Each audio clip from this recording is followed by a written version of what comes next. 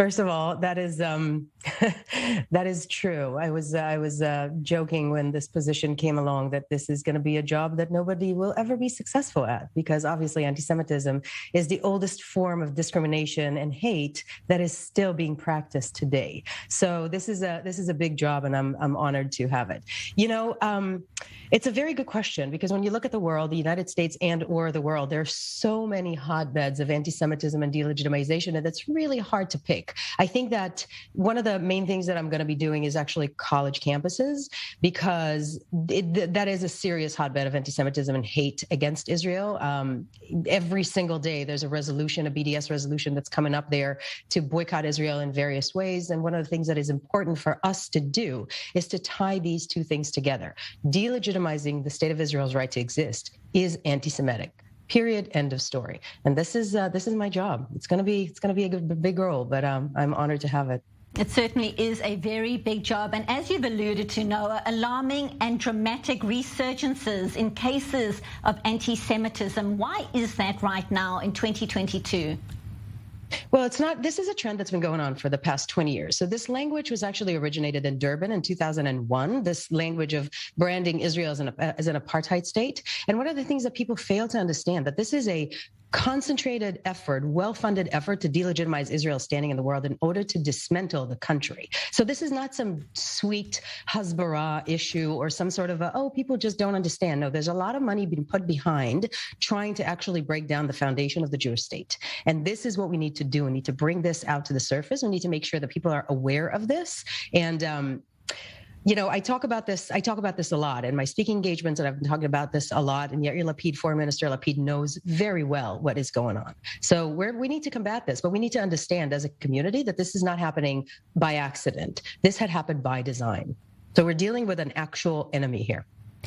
Talking about targeting colleges and younger people, give us an idea, being in Los Angeles, about the challenges in terms of Hollywood, the so-called progressives within the United States right now, and getting that message across that you said, calling anti-Zionism and anti-Semitism one and the same. How does that go down in the celebrity world, in the world of entertainment, in the world where people have so many social media followers?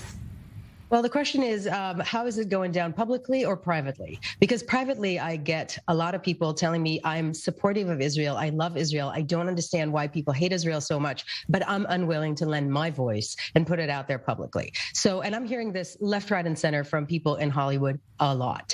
In terms of, we're dealing with right-wing anti-Semitism, left-wing anti-Semitism, and radical Islam anti-Semitism. So anti-Semitism is everywhere. I think what's happening in terms of the progressive is that there are a lot of influencers and celebrities that have lent their hands to anti-Israel rhetoric. Whether knowingly or not knowingly, there actually are pawns in this war, on this front line. So one of the things that I'm going to have to do is actually find those people, try to have a conversation with them, and try to rein them in a little bit, which is something actually that I've been doing for a very long time.